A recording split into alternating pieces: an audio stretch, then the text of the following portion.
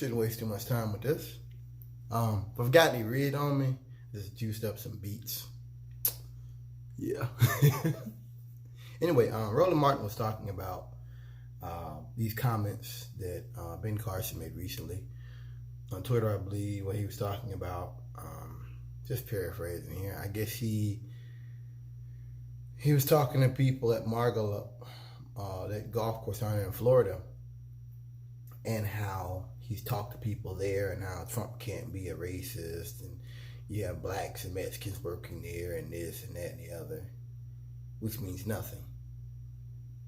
And he was talking about how Trump, when he first came up there, they didn't want to bring in Jews and blacks. That's something. So Roland was saying how, we had the same thing back in the day during Jim Crow and during slavery, how that doesn't really mean anything, and how this basically is all distraction.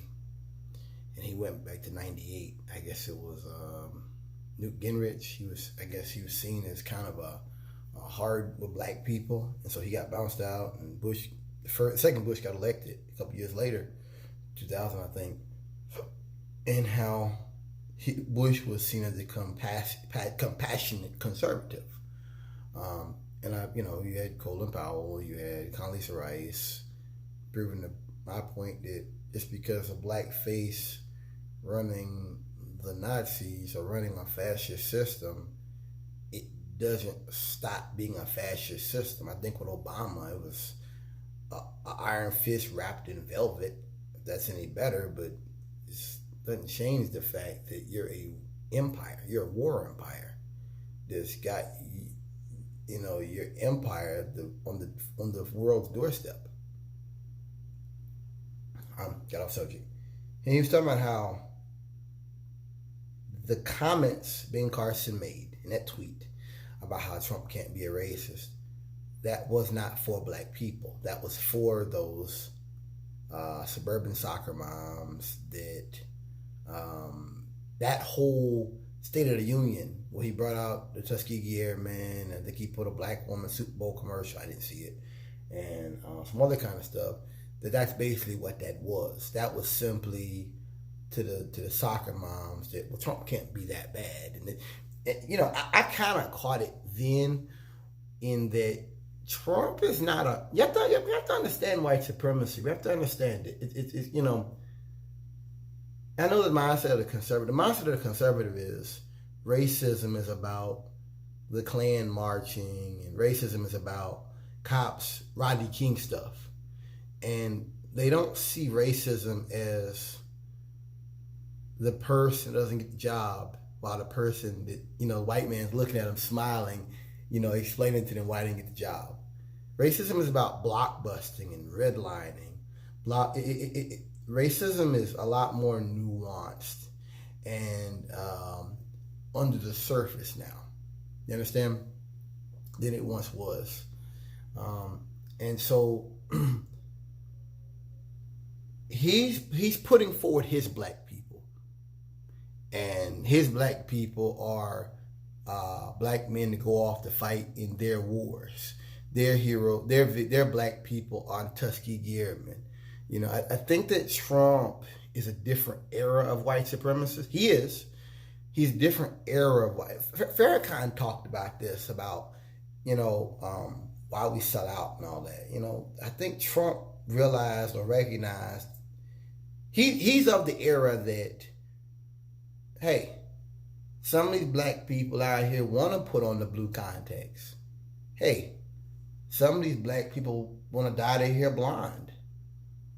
They're not. I got fruit flies up here. Sorry, I got fruit and stuff here. I was watching Kale earlier. I'm sorry. Some of these black people want to sell out, and they're willing to sell out. We don't have to make them. We don't have to brutalize them with force. We can just let them in the door. Come on in, folks. You see, I think that I think, like I said, Ben Carson and some people's idea of racism is the Confederate flag. I don't think so. I think the Confederate flag and all that is an ideology that's dying off. and they know it, and that's why there's always rage and anger.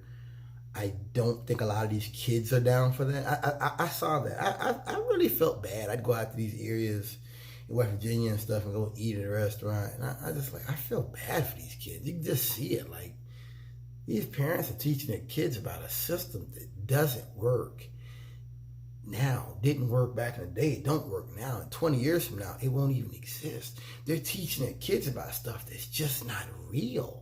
And that's sad. I don't really talk about white folks like that, but that is the one thing about white people I will say. I don't feel bad about the opioids and all that, but that's the one thing I will say. That really made me want to kneel down and pray for them kids. Like, wow, like, this country is not gonna be white. It's not, this country is not gonna be built around fossil fuels and coal. The world moving away from it now. The world system is going to keep on going even if Trump wants to hold us into the past. Get off subject. But yeah, this was about the soccer moms. All that about soccer moms. These comments that Ben Carson made about soccer moms. I said this to you several times before, that they're not down with this racist shit. And I've seen that on Instagram here and there and stuff. I don't know how I catch it. They don't want to see their, and I'm not saying that because I may have got this idea from Roland Martin, and I just went down the line with it. My own political ideas kind of grew out of him, probably, that they don't want to hear their kids coming home with racist shit and ideas like that. Because I seen a woman talking about that, like, it's real sneaky, and they know who they can get to, and they target them. They're real sneaky, like they go on Cedar Post and make little jokes about how, well, they don't want us to do our jobs, and that's not what it is, man. Real sneaky, like that anybody that questions white supremacy hates white people, and these white women, they kind of get that's not legitimate. And for anybody else in the world who's not tied into a white supremacist idea, we know that. Nobody's saying our cops are bad. No one's saying that. That's, but when you're used to having your way and having 100% of control, then I guess diversity is white genocide. Because we're not talking about literal. We're talking about control. If you're used to having 100% control and now you have 90% control or 80% control, that's a big honking deal, ain't it?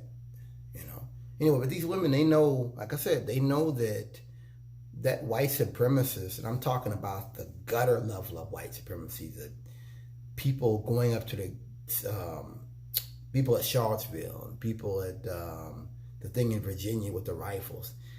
There's no future to that. Guys, there's no future to that. The Caucasian has always been about, I'm smarter than everybody else and we're superior to everybody else. Okay, but you have to come to the courthouse with rifles and ski masks on? That's not superiority. That's terrorism. Black Panthers didn't cover their faces. Black Panthers came out there with collar shirts on. Some had ties, the beret. Some might have had on sunglasses. But they didn't come out there covering their faces. When you're coming out there in broad daylight with ski masks on and rifles, you're there to do damage. I remember I did a video a while back talking about this, about the fear of the Trump hat. People make jokes about that. Oh, liberals are scared of the Trump hat. Yes, we are. Some of us are scared of the Trump hat. Because I think a lot of liberals, they're still on the discussion of guns and stuff like that. And they're thinking that it's an even discussion. Because white people have said for so long, oh, the gun is for self-defense. And now the Caucasian, these groups of people are saying, no, we're willing to go to war with you to maintain our rights. We're not going to give 1 inch, 1 millimeter of our rights, and we're willing to do violence to maintain that. And whether Trump wanted it or not, that ideology has been centered around the MAGA hat, the Trump memorabilia. You've had mass shootings around the memorabilia. That's real. And Trump, and I said this before, I've said this again, Trump has done nothing to stop this. And now we're on his, by last year? It's too late. You can't go back. I'm sorry, even he doesn't want to. And my friends have this discussion about if Trump wanted to, he could add stuff to food stamps and that. He's not going to do that. That's not him. We are all a certain psychology, a certain philosophy to all of us. That's not his philosophy. He's not apologizing. He's not none of that. None of that. Yeah, you can go fight in his war. You know, I mean, you can go wash his car, I guess. You can go cook his food, I guess. If that's progress, if you think cooking somebody's food at a golf tournament or something is progress, I have to tell you, I caddied for somebody when I was in high school. I mean, yeah, I caddied over at Quill Hollow for a girl. Yeah, you think that's progress? You know, but like I said, those women, they know that there's no future in that.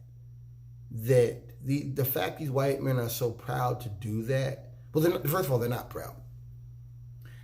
The fact they have to wear ski masks indicates right there that there's something to not be proud of. Like I said, when the Black Panthers did that shit, they got locked up. And they didn't wear masks. They just went out there with them. I remember that. You know, when you're doing that kind of activity, there is implied a threat of violence. And going back to that video I did on the Trump hat, the fear of the Trump hat, because the Trump hat inspires a fear of violence. That's why. It's like you see the cross on the church that invokes certain things. You see the Red Cross sign, like on a hospital, certain things. You know, you hear a truck start up or you hear the air brakes pull, certain things. When you see a Trump hat or Trump memorabilia, these are the certain iconography of white supremacy, of the violent wing of white. Because all of white supremacy is not, like I said with Trump, I think that maybe he did do those things. You know, he may have done those things, let in blacks, let in Jews. He may have. But, you know, I think the guy, he knows his business stuff. He knew that time's coming. You know? Just like one day, you know, making gay jokes and stuff, it's not going to be cool. And it won't be just talking, maybe even be laws behind it. But that's coming too. It's just... This is the progress of the time, but like Michael Brooks said in a video I watched earlier this evening, you know, the way the Caucasian thinks is 50 years ago, we didn't have refrigerators, we didn't have this, so there's really no poor because people have refrigerators now, we have TVs and stuff. Does that make sense? No, that's insanity, bro. That's complete insanity. That because they're still thinking in 50s times, not realizing that for the last 50 years, minimum wage has not really grown, not to match certain things. You have not had a certain investment in these cities. You've not had investment in certain things we need as a society to move forward. You have not had that. They don't talk about that. They're not going to talk about that, you know. And that's because, like I said earlier, just like with this Ben Carson stuff, this was not designed for black people. They're talking about black people to non-black. They're talking about black people to non-black people, and that's the motivation for this kind of talk. It's nonsense, man. That you think that because now you have black people washing cars at your golf course that somehow things have changed in America for black people, or that somehow that makes you not a racist. That makes sense. As soon as I heard it, didn't make any sense. But that's Ben Carson. You know, the fact that Ben Carson has to take a picture on a plane full of, in the picture, 99% white, Caucasian white men. He's even sitting down. It'd be one thing if Ben Carson was like in the middle and he's like this. He's in the middle of the aisle leaning on it. And they said, well, he had a space in the front of the plane. That may be so. But my first thought, and everybody else's first thought, was Rosa Parks sat, refused to get up for a white man. Ben Carson is quite willing to give up his seat for a white man. That was my first thought. And I don't think Ben Carson cares about Black history. I don't think that matters to him. I don't even think he necessarily believes in all of it. I think he's like Kanye. He's a Black who's been co-opted, who maybe isn't even conscious of the reality for Black people. Can I say that? That's to me the mindset of Ben Carson. I don't even think he's kind. I think you have some Black people that just go in there and count their money, man. They just count their money. That's it. You have a lot of Black, like my friend Denzel says, a lot of Black folks is just counting their money, bro. And that may even be worse because if he was an intellectual racist, or if he was actually an intellectual Thomas Sowell, I could sit here and talk about that. But he's just like a stooge. He's a stooge, and he's just a puppet. Comment if I'm off base, but this guy's a joke. Comment if, leave comments below.